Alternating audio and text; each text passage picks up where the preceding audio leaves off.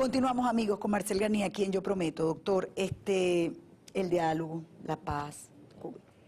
¿Cómo se llega a acuerdos entre iguales? Para explicarme mejor. Yo te dejo hablar si tú me reconoces esta institución, es decir, si tú me reconoces que Maduro ganó. Y resulta que los diputados de la Unidad tienen serias dudas, porque lo que pidieron fue un reconteo de los votos y una auditoría total, y entonces resulta que no se la dan. Bueno, que es violatorio de todos los derechos y de todas las ideas sobre democracia el que el presidente de la Asamblea pretenda condicionar los derechos de palabra o limitarlos en tiempo de cualquier diputado, del gobierno o de la oposición. Exacto. Esa es la asamblea que tenemos, no es ninguna asamblea, eso es una payasada, en donde no se respeta el derecho de los diputados a expresar libremente su opinión.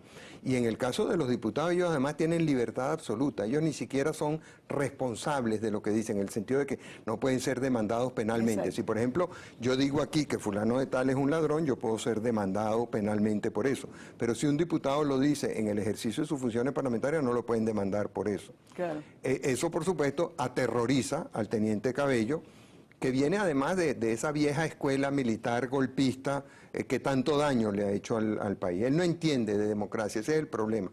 El gran error fue haberlo nombrado a él presidente de la Asamblea. O sea, eso es un cargo que tiene que ser para una persona de vocación democrática, y además de vocación democrática, de práctica democrática, de talante democrático, y de talante de diálogo. Eso es consono con lo que ha sido este gobierno estos 14 años. Lamentablemente. Hay gente que incluso dice, no, que lo que está haciendo Cabello perjudica a Maduro. Yo creo que ellos juegan pegados. Yo creo que están perfectamente de acuerdo, y además tú los ves, tienen el mismo carácter, esa misma altanería en el ejercicio del poder, ese imponer su criterio y su voluntad por encima de todo, ese negarse a dialogar, esa negación del pluralismo. Y la democracia es el convivir ideologías distintas.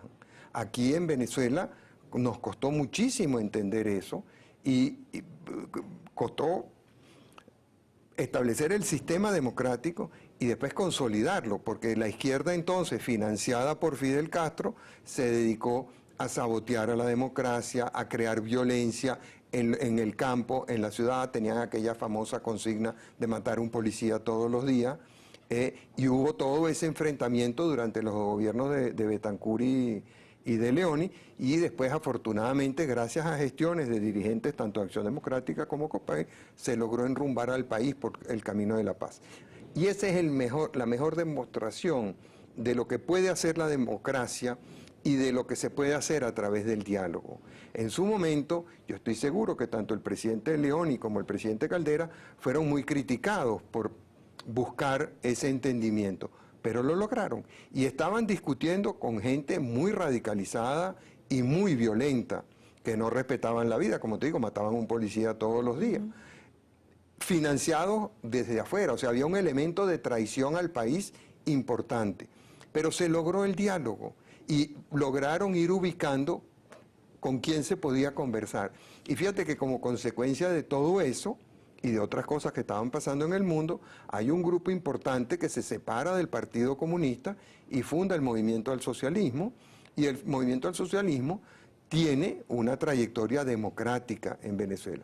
Y ahí se fue agrupando mucha de la izquierda que había sido violenta antes. Entonces yo sí creo en el diálogo. Hay que entender que es difícil. Tú citabas un ejemplo muy bueno, que es el del presidente Pastrana.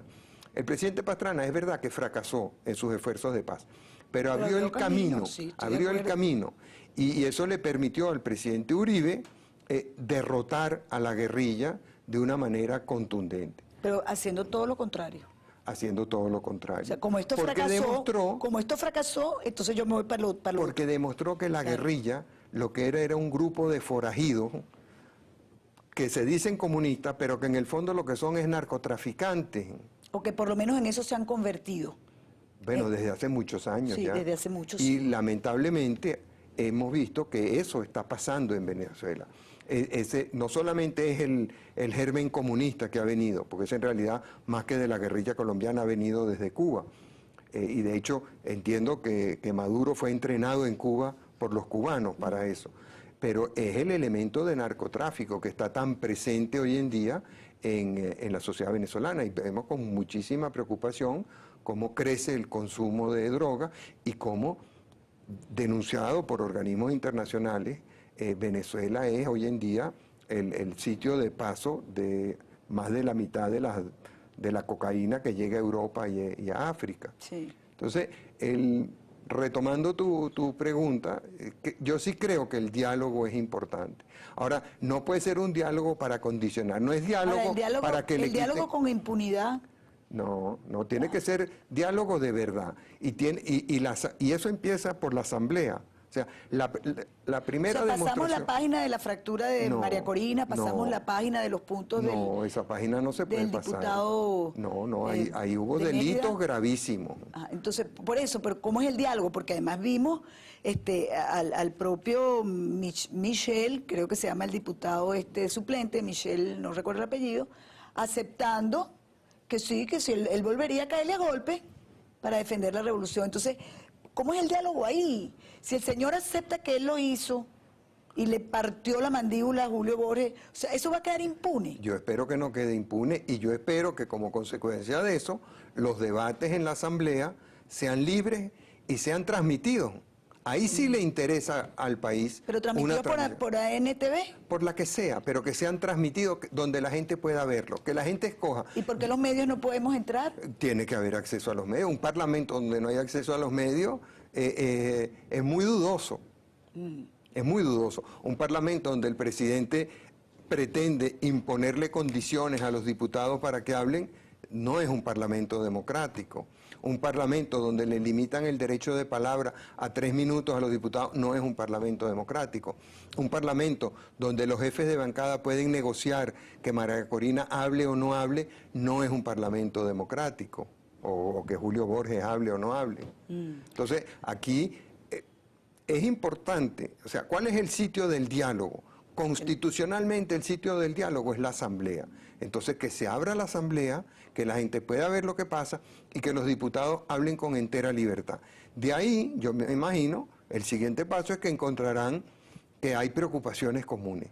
Porque yo no puedo creer que dentro del oficialismo, por lo menos dentro de la parte venezolana del oficialismo, no haya preocupación por la situación de inseguridad que vive el país, por la inflación, por la escasez de productos, por la falta de empleo, por la devaluación de la moneda, por poner así los primeros ejemplos que me vienen a la mente. Entonces, que empiecen a buscar acuerdos para que haya más producción, para que no dependamos tanto de los Estados Unidos y ahora de Brasil y de Argentina en la provisión de alimentos. De Nicaragua, de Bolivia, sí, de todas partes. de todas partes, lamentable. Pero el grueso viene de los Estados Unidos. Y con la mala relación que este gobierno se ha hecho con los Estados Unidos, no vaya a ser cosa que algún día no nos manden los alimentos. Entonces, que se vayan poniendo de acuerdo para buscarle solución a esos problemas. El tema de la inseguridad. O sea, no es militarizando a la policía que se va a resolver el problema de la inseguridad. Y sobre todo, además, escogido selectivamente el Estado Miranda, porque de lo que se trata es del uso del poder para tratar de desacreditar a Enrique Capriles. Yo les diría, reflexionen sobre lo que están haciendo. Primero, no están resolviendo el problema de la inseguridad. Están violando la Constitución porque le están dando un trato desigual a los ciudadanos y a los funcionarios públicos. Tercero, esa solución no ha funcionado en ninguna parte del mundo. Pero yo estoy seguro que hay gente dentro de la oposición que tiene conocimientos suficientes en materia de seguridad que pudieran ayudar mucho a Maduro y a este gobierno a resolver el problema de la inseguridad que le importa a todos los venezolanos. Vemos en estos días la cantidad de escoltas de ministros y de funcionarios. Los asesinan. Por un lado, y por otro lado, otros están participando en atracos. Exactamente. Entonces, vemos que hay Pero un en las problema últimas 4 serio. semanas hemos conocido de escoltas de funcionarios importantes que los han asesinado, Sí. cosa que preocupa. Bueno, eso es y lo además, que viven todos los venezolanos. sí, y además eso que usted está diciendo, funcionarios del CICPC, adscritos incluso unos a Miraflores, aparecen en los secuestros. Sí. Entonces, Así es terrible como estamos Es terrible. los venezolanos, Bueno, ¿verdad? porque hay impunidad. Date cuenta, Nito, y esto es gravísimo, que en las calles de Venezuela están caminando libres más de 200.000 asesinos. O sea, durante este gobierno han ocurrido más de 200.000 asesinatos Es verdad. y solamente han sido imputados un 5% de los responsables.